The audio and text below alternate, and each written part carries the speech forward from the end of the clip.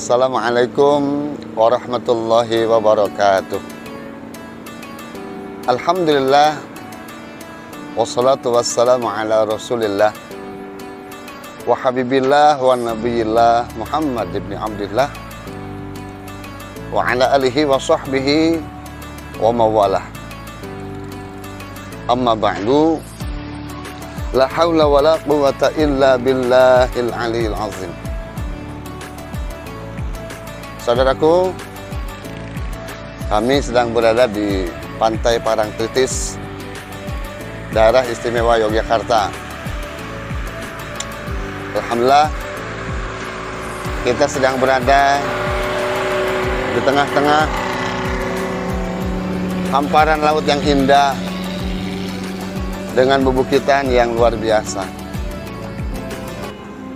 Mengingatkan kembali kepada sebuah kisah dalam kitab Durratun Nasihin karangan Syekh Utsman bin Hasan bin Ahmad Syakir Al-Khawbawi. Di dalamnya terdapat kisah tentang seorang manusia namanya Sulaiman bin Dawud alaihi wassalam. Nabi Sulaiman adalah nabi terkaya yang konon begitu dibuka pintunya terlihat sekali ada taman dan kerikil-kerikil yang terhampar di taman tersebut ternyata intan dan permata. Dan ini membuat semuanya decak kagum atas kekayaan Nabi Sulaiman. Dalam sebuah kisah lagi bahwa Sulaiman adalah manusia terkaya yang pernah Allah cipta.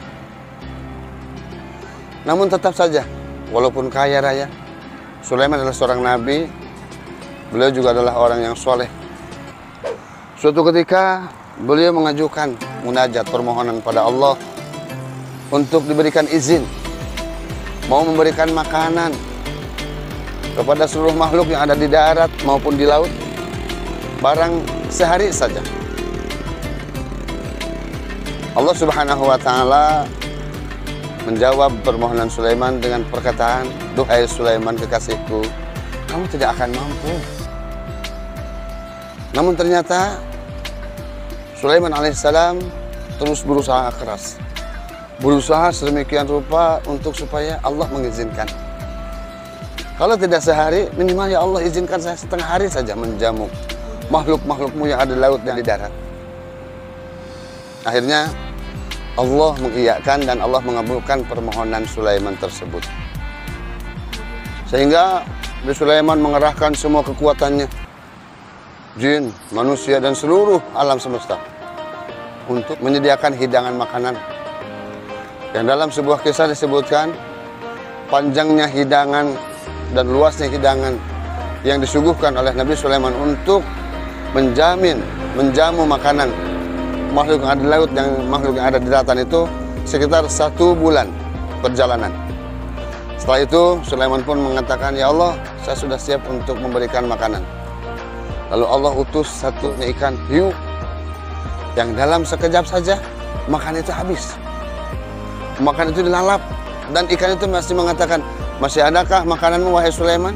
Aku masih lapar."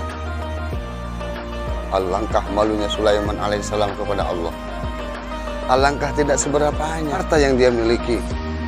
Tidak bisa menjamin yang konon katanya untuk menjamin seluruh makhluk di laut dan yang ada di darat, ternyata hanya 1 ekor ikan saja. Itu pun masih merasa lapar. Dan itu hanya sekejap mata. Tidak butuh waktu setengah hari. Begitu maha kaya Allah. Begitu maha memiliki Allah atas semesta. Jika seorang manusia yang paling kaya saja masih terbatas, inilah kekayaan Allah Subhanahu wa ta'ala. Pesan daripada kisah ini, Nabi Sulaiman akhirnya bertobat pada Allah. Tidak satupun orang yang bisa mengaku, yang bisa sombong, yang bisa takabur bahwa dirinya paling kaya. Menolong sesama saja tidak mampu. Allah maha kaya. Padamkan, matikan rasa sombong kita semua, karena yang berhak mengenakan kesombongan hanyalah Dia yang maha segalanya. Manusia serba terbatas. Jangankan kita yang masih acap kali kerja keras, peras keringat sebanting tulang untuk mencari rezeki, bisa sombong. Sulaiman saja, orang kaya raya dan paling kaya, manusia paling kaya di dunia yang pernah Allah cipta. Tidak mampu, tidak bisa memberi apapun, tidak berdaya saat Allah berikan iyahnya kepada Nabi Sulaiman. Oleh karenanya bertobatlah kepada kita yang masih memiliki hati sombong. Minta ampunlah pada Allah jika sombong itu ada, merasa paling pintar, merasa paling punya, dan merasa paling tinggi jabatannya. Karena semuanya di hadapan Allah tidak ada apa-apanya. Kembalilah kepada Allah, mohonlah kepada Allah semua kekayaan. Kayakan hati kita, kayakan pikiran kita, dan tetap memohon pada Allah yang Maha Kaya. Wallahul muwaffiq ila aqwamit thoriq. Assalamualaikum warahmatullahi wabarakatuh.